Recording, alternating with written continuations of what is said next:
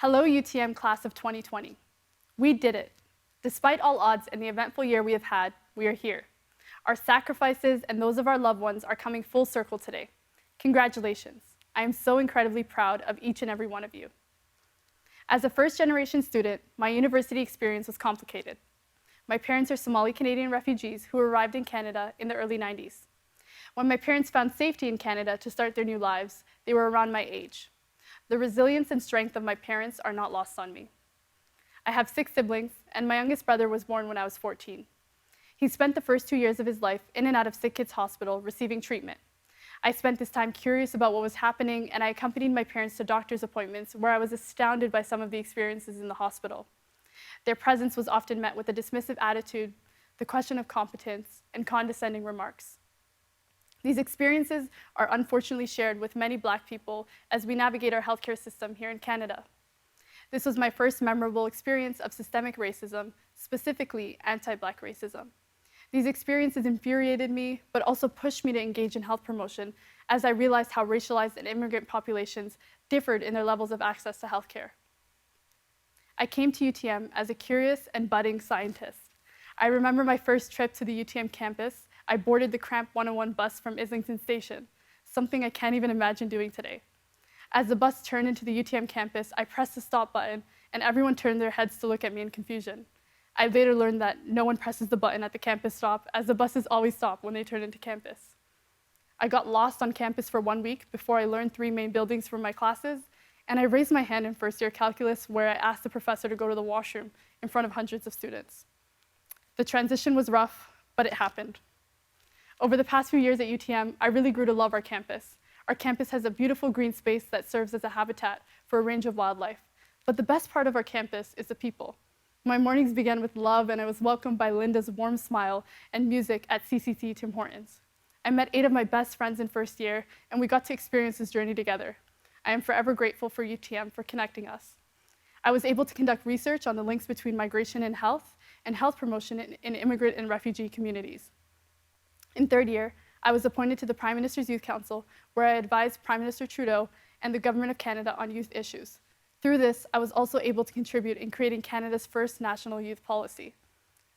An unforgettable experience at UTM would have to be my work with the University of Toronto Mississauga Student Union. In early 2019, students were up against enormous uncertainty. The provincial government introduced changes to the Ontario Student Assistant Program, also known as OSAP. I found this worrisome. I had 1 more year left in undergrad, and I relied on OSAP to finish my degree. At that moment, I decided to run for Vice President Equity at the UTMSU.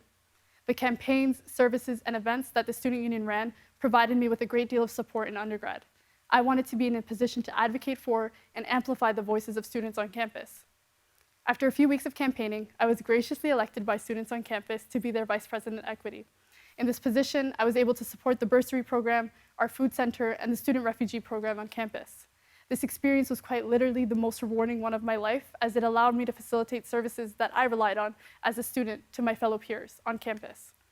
UTM gave me the opportunity to realize my dreams. Our final year was not an easy one. Along with the regular stresses of finishing a degree, we were met with a tumultuous start and continuous stress we are feeling in our daily lives. The year started off with the tragic news of a flight crash that resulted in the loss of 176 lives, including 6 University of Toronto students, 2 of which were my dear friends. Zainab and Mohammed Asadi Lari took the world by storm and truly were the best of us. I met Mohammed while working on Canada's National Youth Policy, and shortly after I met Zainab when she transferred to UTM. We had plans that stretched far beyond undergrad, but as we are continuously reminded this year, life is truly not guaranteed, and we need to make the most out of every single day. A lesson I learned from my 2 late friends who put their heart and soul into everything they did. Their legacies will live on in all of the lives that they have touched. March was an eventful month. In the span of days, a state of emergency was declared due to the pandemic, classes moved online, and students attempted to find their way home, whether that was somewhere in Ontario or across the world. The class of 2020 exemplified resilience and a display of strength as we finished the winter semester online. During this time, we were also processing our feelings of anxiety, fear, mourning, and loss. On April 5th, I lost my grandma, a woman who means the world to me. She was intelligent, graceful, loving, kind, and strong. Because of her, I know the sky's the limit. Death is undeniable, but the grief was magnified in times of COVID-19. The most painful experience of the pandemic for many of us is the inability to be with our loved ones during their final moments. We are also living through a powerful and frightening moment. We have seen how polarizing the pandemic can be, with our inequality on full display. As we went into lockdown to keep each other safe, essential workers risked their lives, people lost their livelihoods, health inequalities became evident. Food security, housing, mental health, racism, and xenophobia were on the top of all of our minds.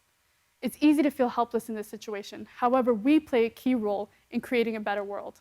We have seen the power of one, the mobilization of local and global communities, and acts of kindness and service.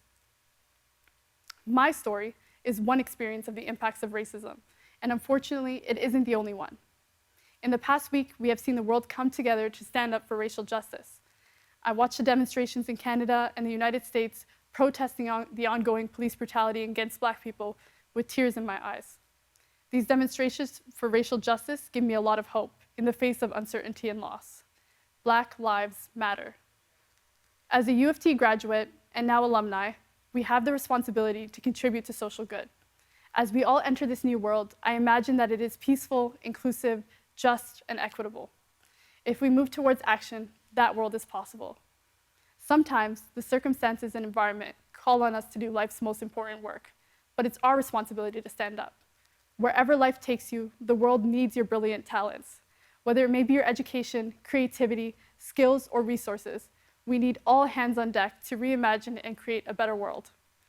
Congratulations, class of 2020. I'm so happy that we have reached this milestone.